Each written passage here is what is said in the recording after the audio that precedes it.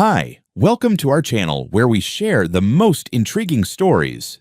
At dawn in quiet Sonoma, a vineyard owner spots two strangers prowling his land, claiming authority from a nearby HOA. What starts as a trespass spirals into a battle of surveillance, corruption, and stolen water. One man, one vineyard, and a war they never saw coming. You get used to the quiet out here. Sonoma mornings aren't just calm. They feel earned, like the land knows how many decades of toil and sun it's endured and chooses peace on its own terms. My vineyard sits on 12 acres of rolling soil, surrounded by hills, scattered oaks, and, unfortunately, suburban progress. You'd think that owning land that used to be part of a 19th century homestead would give you a buffer from modern stupidity. You'd be wrong. It was about 5:30 in the morning when I first saw them. Two figures moving between the vine rows, flashlights cutting through the fog like they owned the place. I was halfway into my first cup of coffee, standing on the east edge of the property near the tool shed, checking on a possible leak in the irrigation line. The kind of mindless task I usually enjoy before the world wakes up. They didn't see me at first. One of them, a big guy in tactical boots and a neon vest that read HOA Patrol, was talking into a walkie-talkie while the other knelt down, inspecting something in the dirt like he'd just discovered a bomb under my Merlot vines. I stepped forward slowly, trying to figure out if they were drunk, lost, or just incredibly stupid. "Morning," I said flatly, loud enough to make both of them jump. The big guy turned first, hand drifting instinctively toward his belt, like he expected a confrontation. The other stood up, brushing dirt off his knees and trying to look official. "Sir," said the taller one, nodding. "We're conducting a fire safety inspection under Silver Ridge HOA protocols. Just routine. Shouldn't take more than a few minutes." I stared at him for a second. I wasn't sure if he was joking or if his brain had been replaced with dryer lint. "Fire safety inspection? You're standing in the middle of a private vineyard. You're trespassing." The guy with the walkie-talkie smiled like a telemarketer about to offer me a once-in-a-lifetime deal. "Your property borders the Silver Ridge community, sir. According to our updated Compliance Act, all adjacent landowners must conform to vegetation management standards. There's been a concern about overgrowth." "Oh, has there?" I said. "And who exactly raised that concern?" "We can't disclose that, sir," the second one replied. "But the Fire Buffer Subcommittee voted on it last week." He reached into a plastic file folder and handed me a sheet of paper. It was a Word document. Literally. Silver Ridge Fire Buffer Initiative, in Times New Roman, complete with grammatical errors and a signature line that read, "I kid you not, approved by the committee." No letterhead, no seal, no contact info, just a glorified homework assignment pretending to be legal authority. "Tell you what," I said, "you can take this kindergarten arts and crafts project and shove it right back into whatever HOA binder you dragged it out of. Then you can walk yourselves off my land." That's when the big guy, walkie-talkie dude, got mouthy. "You should cooperate," he said, stepping forward just enough to be stupid. "You wouldn't want us to involve the real authorities." "Oh, please do," I said, smiling for the first time. "In fact, I'll make it easier for you."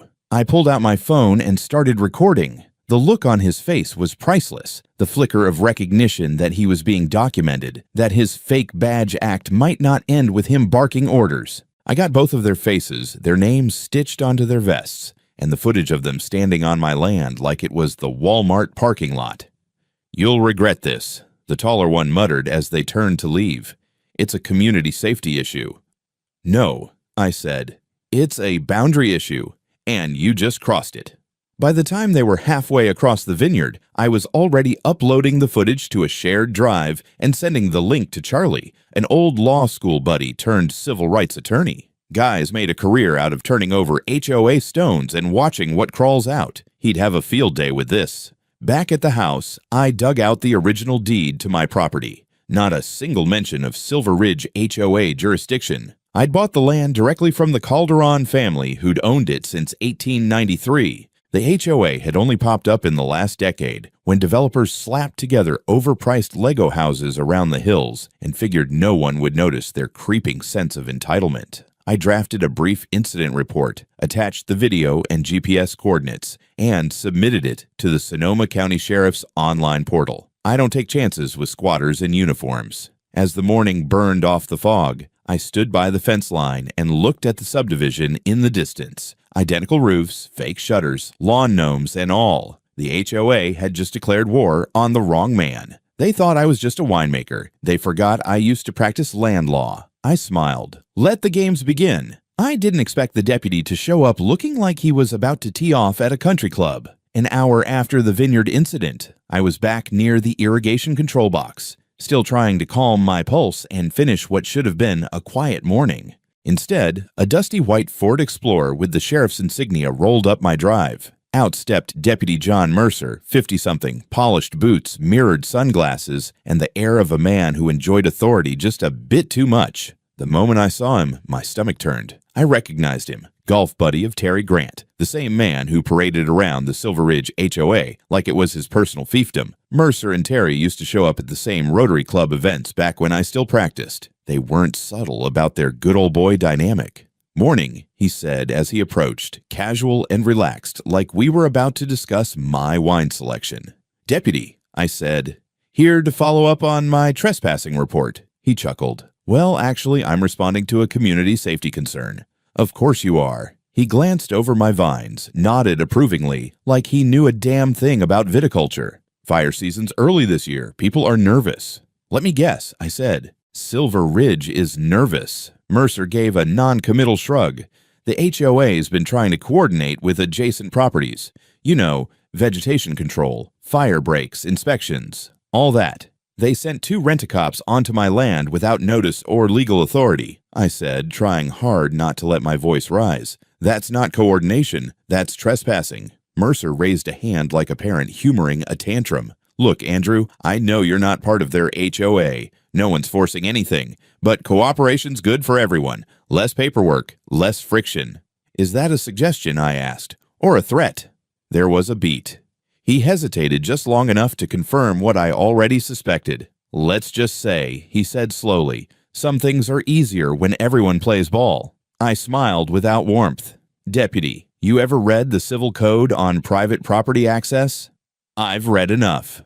"Then you know I'm well within my rights. And I've already submitted footage to the sheriff's office and filed a complaint. If anyone else steps on my property without a warrant or court order, I will treat it as criminal trespass, uniform or not." His mouth flattened. "You sure you want to escalate this?" "You think I'm escalating? I woke up to HOA patrols digging through my vineyard, and now you're on my land asking me to roll over for a bunch of bureaucrats in cargo shorts. You tell me who's escalating." He looked past me toward the house, maybe hoping someone, my wife, my kids, a reasonable adult, would come out and talk me down. No one did. It was just me and a long, silent stretch of grapevines. Finally, he nodded. "All right, just do us all a favor and keep the weeds down along the fence line. If something catches fire, it's not just your land at risk." "Noted," I said, and turned my back to him. He lingered a few seconds longer, then walked back to his Explorer and drove off. Slow, deliberate, like he wanted to make sure I saw him leave on his own terms. The moment he was out of sight, I sent Charlie a text. Mercer showed up. Not subtle. Definitely in Terry's pocket. "Time to go nuclear." Charlie responded within 60 seconds. "Start the paper trail. I'm drafting civil demand letters tonight." Good. That evening, I reviewed the footage again and made a clean report of the encounter with Mercer. No direct threats, but enough suggestive language to make it obvious he was there to discourage resistance, not enforce law. I uploaded the new recording to the same encrypted drive I'd shared with Charlie and added notes on Mercer's phrasing. I also decided it was time to notify my insurance provider. If Silver Ridge was willing to play stupid games on my land, I needed to make sure my liability coverage was airtight.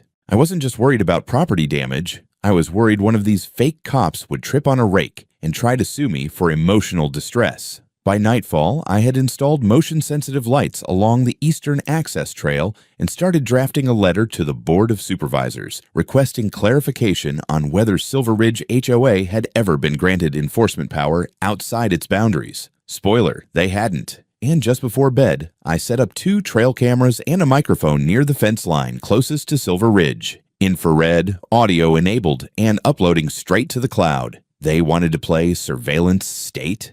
Fine, I could play that game too. By the time Charlie got his hands on the documents, he was already grinning like a cat in a birdhouse. "Andrew," he said over the phone, voice crisp and caffeinated, "you're not just dealing with overreach. This thing smells like a full-blown power grab." He wasn't exaggerating. Thanks to a contact of his, a paralegal who used to handle documentation for HOA disputes, we managed to get in touch with a guy named Garrett Shaw, former compliance coordinator for Silver Ridge HOA, resigned 6 months ago under amicable conditions, which, in bureaucratic speak, usually means something was about to blow up. We met Garrett at a diner off Highway 12. He looked like a man trying hard not to be involved anymore. Nervous hands, eyes that kept checking the door, like HOA commandos were going to rappel in through the ceiling fan. After 2 cups of coffee and some quiet assurances that we weren't about to hang him out to dry, he leaned in and opened a battered manila envelope. What was inside didn't just confirm our suspicions, it detonated them. Internal memos labeled Perimeter Initiative.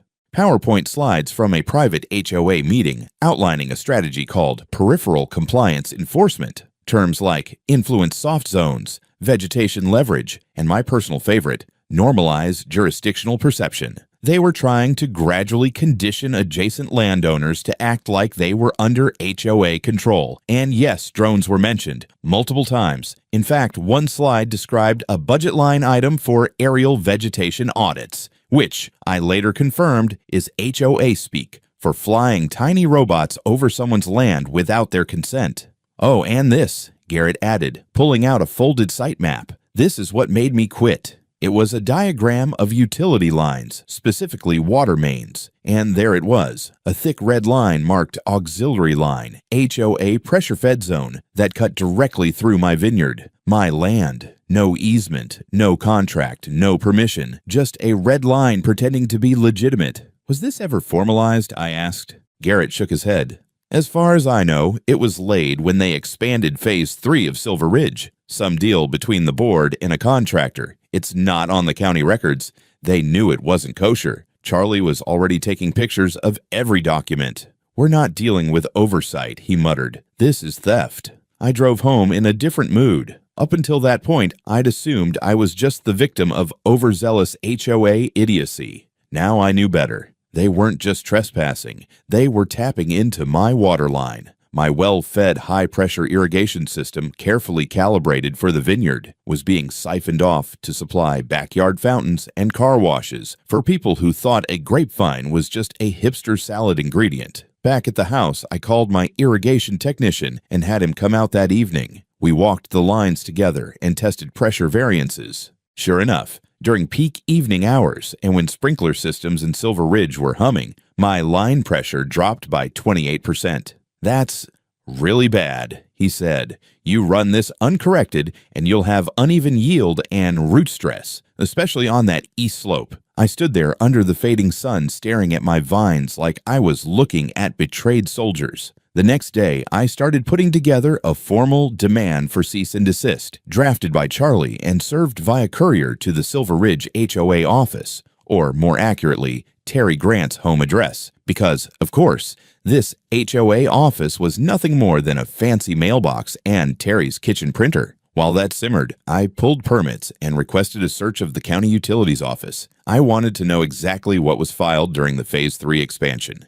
The clerk, a friendly older woman with a love for procedural chaos, came back an hour later with a flat statement. "There's no legal record of any auxiliary water connections for those parcels. Not through your land, not through anyone's." Of course there isn't. I also began setting up motion-triggered cameras near the suspected water tap points. I wasn't just aiming to sue. I wanted footage, evidence. I was going to build a case so ironclad it could survive a biblical flood. That weekend, I installed a small sign near the old fence gate, just above the buried main line. Nothing dramatic, just a polite little warning in bold white letters. Unauthorized utility access, prohibited by law. Surveillance active. By Monday morning, my inbox held 3 things. A legal threat letter from the HOA accusing me of harassment. A pressure report from my technician showing growing instability in Zone B. And a blurry photo, emailed from a blocked address, of me working near the water lines with the subject line, "We're watching too." I forwarded it all to Charlie with the note, "It's on."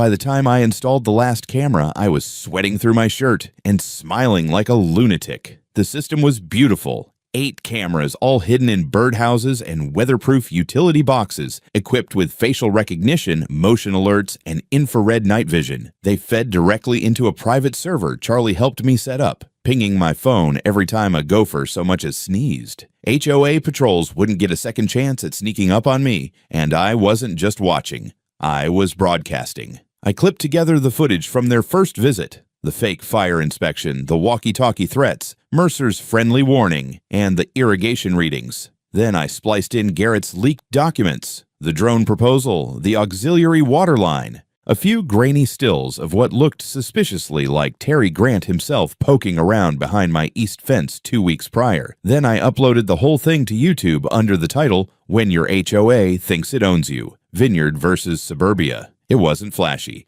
just facts, footage, and my voice walking viewers through each violation. By noon, it had over 15,000 views and climbing. Turns out America has a deep, festering hatred for HOA nonsense.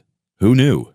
The comment section was a battlefield. Half the users were demanding HOA reform. The other half were quoting the Constitution like it was a Call of Duty match. And a few offered to bring pitchforks and barbecue if I ever hosted a public tour, which I'll admit was tempting. But while the internet had my back, Silver Ridge was sharpening its teeth. It started with letters, stacks of them. One from the HOA Public Relations Committee, accusing me of inciting community distrust. Another from the Vegetation Oversight Chair, alleging that the tall grass near my perimeter presented a fire hazard endangering children. And my favorite, a cease and desist claiming that my online video constituted defamation with potential for economic harm, because apparently pointing a camera at trespassers and uploading the truth is now slander in HOA land. They even sent one to my wife, addressed to her maiden name, no less, implying she might be held co-liable for community defamation as a co-owner. She laughed so hard she nearly choked on her coffee. "Are they trying to intimidate me?" she asked.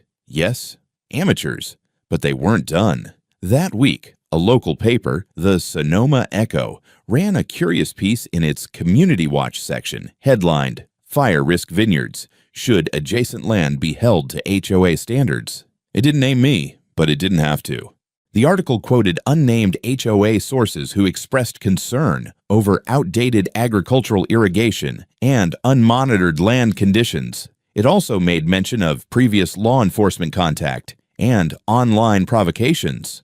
All pure bullshit. The piece ran alongside a smiling photo of Terry Grant shaking hands with a county supervisor at a fire preparedness seminar. I called the paper, got transferred 3 times before a junior editor admitted the piece came from a community-submitted press packet. In other words, it was HOA propaganda with a press pass. Fine, I fired back. I sent a rebuttal with supporting documents, footage links, and drone maps to every local paper, wine industry blog, and community Facebook group I could think of. Then I went to the Sonoma County Board of Supervisors and requested a 10-minute speaking slot for the next public meeting. My presentation? Simple. Maps of illegal water taps, footage of unauthorized patrols, a soil survey showing root zone damage from inconsistent pressure, and a screenshot of the HOA's internal memo that literally said, "Normalize jurisdictional perception."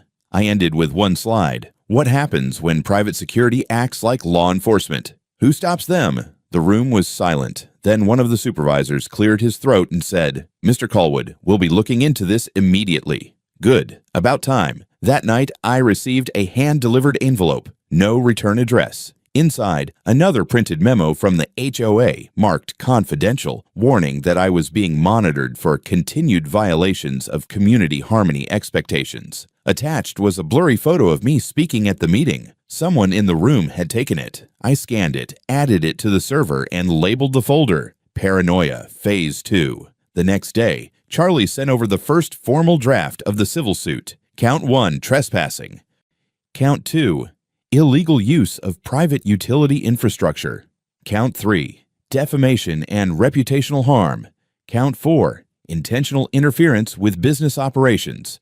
HOA, Terry Grant, the patrol members, and any affiliated parties listed in Garrett's documents. All named. I printed out the last page, signed it, and wrote across the top in Sharpie, "Welcome to Discovery, assholes." If you've never been in a courtroom when someone's entire house of lies starts to collapse, let me tell you, it's better than wine at harvest. We were barely 10 minutes into the preliminary hearing when things started going sideways for Silver Ridge. Terry Grant showed up in his HOA finest, polo shirt, khakis, and a smug expression that said he still thought this was all a misunderstanding I'd eventually apologize for. He sat at the defense table with two lawyers who looked like they were billing by the syllable and regretting every one of them.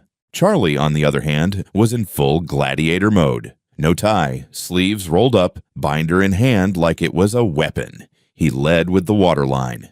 "We have pressure logs, aerial maps, historical permits, and engineering assessments," he said to the judge. The irrigation infrastructure belonging to Mr. Callwood was tampered with and tapped by Silver Ridge HOA or its agents without consent, compensation, or legal right. The HOA's lawyers tried to object, but Charlie rolled right over them. "Not only that, Your Honor, but the unauthorized connection resulted in documented crop stress, which threatens the financial viability of a multi-acre agricultural operation. That's not neighborly oversight. That's theft." The judge raised an eyebrow and asked if we had anything showing the connection was made intentionally. That's when Garrett's documents came in. Charlie laid out the site plan. "This is the internal HOA diagram labeling Mr. Callwood's private water main as a pressure-fed auxiliary zone. This was not a mistake. This was policy." That was count one, theft of resources. Then came the patrols. We played the footage, the fake inspections, the shouting, the veiled threats. The room was silent except for the audio. "You should cooperate or we'll call the real cops." "You're not being a good neighbor." "Community safety is everyone's responsibility." The judge asked flatly, "Do these individuals hold law enforcement certification?"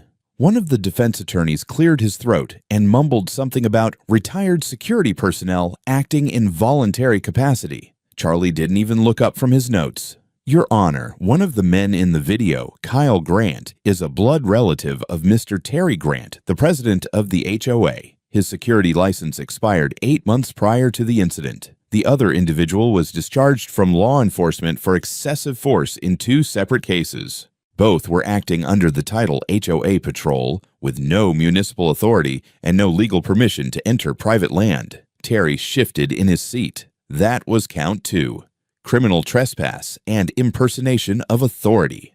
Then came the fun part. We presented a building inspector's affidavit showing that 3 homes on the edge of Silver Ridge were constructed partially within a restricted floodplain buffer zone, an area clearly marked as non-developable in zoning maps. The homes were connected to the very waterline illegally routed through my vineyard. The room turned colder. The judge leaned forward. "Are you alleging improper zoning approvals?" Charlie nodded. "We're not just alleging, Your Honor. We're documenting a pattern of behavior, a culture of deliberate disregard for property rights, environmental limits, and regulatory compliance, all in the name of expansion." The defense tried to derail, arguing that zoning wasn't relevant to my claim, but the judge cut them off. "If part of your HOA's foundation rests on unlawful construction and unauthorized utility access," he said, "it's absolutely relevant." That was count 3. Systemic abuse of regulatory processes, and finally, the retaliation. Charlie presented the press clippings, the anonymous letters, the blurry photos sent to my inbox, and the HOA meeting notes referencing me by name under the heading Community Disruption Management. The defense claimed I was just a loud neighbor stirring up drama. Charlie, without missing a beat, replied, "He's a vineyard owner with property outside your jurisdiction. You're not his HOA. You're barely a homeowners association at this point. You're a cartel with newsletters." I almost laughed out loud. That was count 4, reputational damage and intentional interference. The judge adjourned for the day, but not before stating that the court would move forward with a full evidentiary hearing. HOA's motion to dismiss, denied. Back in the hallway, Terry tried to act casual, like the walls weren't closing in. He walked past me and muttered, "You think this is over?" I didn't even look at him. "No," I said. "I think it's just getting good." Some people crack under pressure. Terry Grant, it turned out, shattered. It didn't happen all at once. Like any slow-motion collapse, it started with a tremor, A line in a deposition that didn't match a financial record. Then a second contradiction. A minor lie. A missing receipt. But the real quake hit when Kyle Grant, Terry's nephew, self-declared patrolman and expired security hack, got caught in his own testimony. They brought Kyle back in for a follow-up interview after the hearing. He tried to act tough, sunglasses on indoors, sleeves rolled up like he'd just finished lifting something heavier than HOA paperwork. Under oath, he insisted that he hadn't been paid for his patrol work, that he was volunteering to help community stability. But when the DA's assistant cross-checked his Venmo history, guess what showed up? Weekly payments labeled Site Audit from an account tied to a company called Clearwater Utility Solutions, the same Clearwater that, surprise, had been contracted to manage water infrastructure for Silver Ridge during their Phase 3 expansion. The same Clearwater that, according to zoning documents Charlie dug up, had 0 county permits for laying water lines through my land. It gets better. Charlie subpoenaed the full payment ledger from Clearwater. Turns out, over the past 18 months, the company had been funneling money to consultants linked to the HOA board. Not just Kyle, but 2 other committee members, one of whom had conveniently resigned just before the zoning scandal hit the docket. The total amount, more than $72,000 in consulting fees. At this point, it wasn't just about trespassing or illegal water taps. We were staring down the barrel of a corruption scheme. One that involved fake inspections, hush money, and misuse of public infrastructure for private neighborhood expansion. I'll never forget the look on the prosecutor's face when Charlie dropped the final document, an email from Terry Grant to Clearwater labeled Buffer Enforcement Coordination. In it, Terry outlined a plan to expand influence through informal patrols and water access leverage, suggested kickbacks for compliant participation, and closed with, "We need pressure, not paperwork." That quote alone became the tagline of the entire case. By that evening, Terry's home was under search warrant. The county sheriff's office, the real one, not the HOA cosplay squad, raided his property and seized his laptop, financial records, and a whole file cabinet labeled Community Ops. You could practically hear the HOA board shitting bricks. News broke the next morning. Sonoma HOA under investigation for fraud, unauthorized utilities, and illegal surveillance. Photos of Terry being let out in cuffs made it to the local paper's front page. And the comment section on my YouTube video doubled in size overnight. But I wasn't gloating. Not yet. Because I knew how systems like this worked. HOAs don't crumble quietly. They claw, stall, beg, threaten, and Silver Ridge still had board members, lawyers, and neighbors who'd rather sink the entire vineyard than admit their precious community was built on a lie. Meanwhile, other landowners started reaching out. At first, it was cautious emails, then full calls. One man named Jack lived on a 6-acre parcel just west of me. Said his family had been getting weird notices from Silver Ridge for years, threats about exterior compliance and easement misunderstandings. Another woman farther up the ridge discovered that her stormwater runoff had been redirected during Silver Ridge's development, flooding her orchard. Charlie set up a group chat. Within 48 hours, we had 3 new plaintiffs preparing to file their own suits, all stemming from HOA overreach, illegal land use, and utility abuse. This wasn't just about my vineyard anymore. It was a chain reaction. 1 HOA, multiple properties, coordinated manipulation. Back in court, the judge ordered a forensic audit of all HOA expenditures over the past 5 years. And when the preliminary review showed over $200,000 unaccounted for, the civil suit got upgraded with criminal allegations, fraud, embezzlement, wire abuse. They even froze the HOA's operating account. That meant no patrols, no landscaping, no bullshit newsletter with tips on neighborly behavior, just silence, subpoenas, and a steadily unraveling empire. Terry, meanwhile, sat in county jail awaiting arraignment. His lawyers tried to argue health complications, stress, misunderstandings, but the paper trail didn't stutter. It screamed. They thought they could drown a vineyard in bureaucracy. Instead, they planted the seeds of their own damn prosecution. There's a certain silence you only hear when a system dies. It settled over Silver Ridge like a fog after a storm. No patrols, no flyers in mailboxes, no HOA courtesy visits. The golf cart that once cruised the outer roads with hazard lights and clipboards hadn't been seen in days. Even the neighborhood Facebook group went dark. When people start scrubbing group posts and profile photos vanish, you know they're lawyering up. On my end, I was installing new signage. Not decorative, not friendly. Big aluminum signs drilled into steel posts with industrial bolts. Black letters on white. Private property. No HOA access. Trespassers will be recorded and prosecuted, security armed and active. I didn't need to bluff. The trail cameras had already picked up 2 familiar faces scoping the fence line at dusk. One of them was the same guy who'd threatened to call the real cops in my vineyard. He saw the blinking red light and took off through the tree line like a deer in hunting season.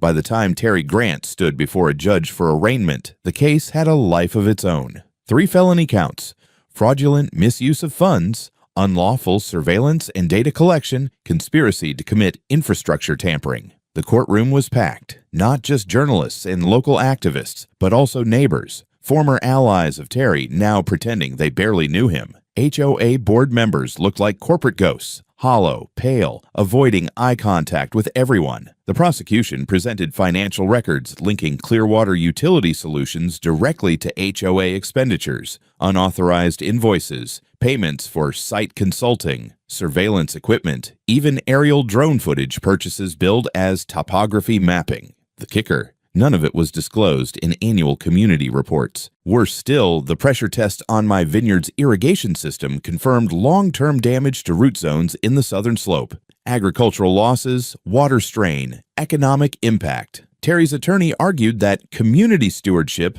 had been misinterpreted as conspiracy. The judge didn't buy it. Bail denied. That same week, the county issued an emergency ruling. The HOA's legal authority was suspended pending outcome of litigation. All enforcement actions ceased, patrols permanently disbanded, new elections ordered within 72 hours. A new interim board was sworn in, led by Lauren Blair, a compliance attorney and longtime critic of the old regime. She walked into her first HOA meeting with a binder of documents and one simple promise: no more fake laws, no more patrols, and no more playing sheriff in a suburb. We met a week later on neutral ground, the edge of my vineyard. "I want a truce," she said, and I want it in writing. We hashed out a binding non-interference agreement. Silver Ridge HOA acknowledged my land as wholly outside its jurisdiction. No inspections, notices, communications, or actions permitted without formal request and my consent. Compensation paid for infrastructure damages totaling $620,000 plus coverage for irrigation reconstruction. In return, I agreed not to pursue further damages for now. It wasn't forgiveness. It was containment. And it marked the end of HOA's reach beyond their gates. Meanwhile, the media attention hit a second wind. The headline that stuck came from the Press Democrat. The HOA that tried to annex a vineyard and got sued into oblivion. I started getting invitations, local podcasts, homeowners groups, even one state rep who wanted to chat about HOA overreach at scale. I said yes to some, ignored most. I didn't want to be the face of anti-HOA America. I just wanted my water pressure back. Still, I couldn't deny the shift. People started seeing fences not as barriers but as shields. They read the zoning laws they used to ignore.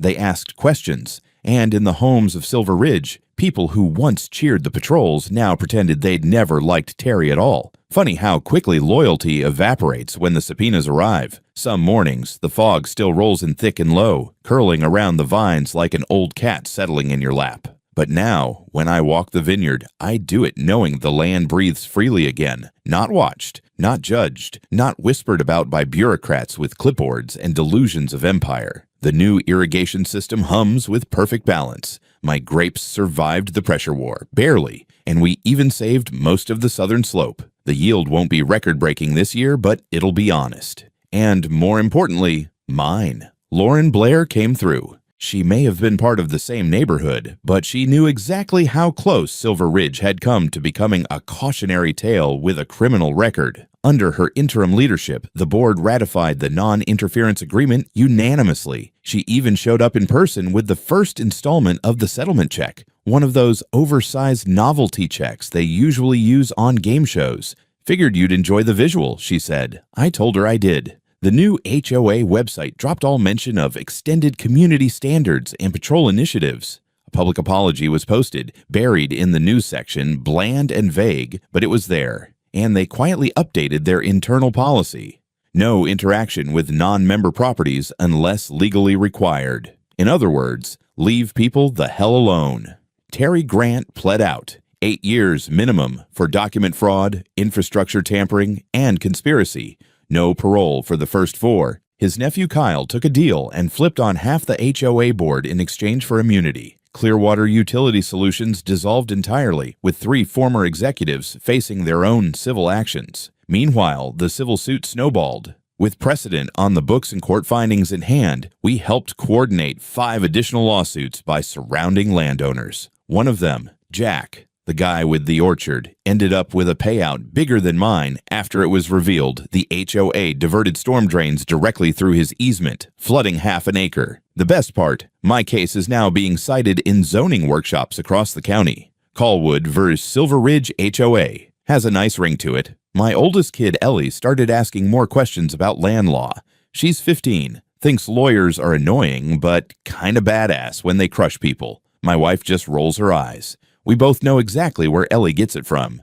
A few days ago, I hosted a small tasting, just 20 people.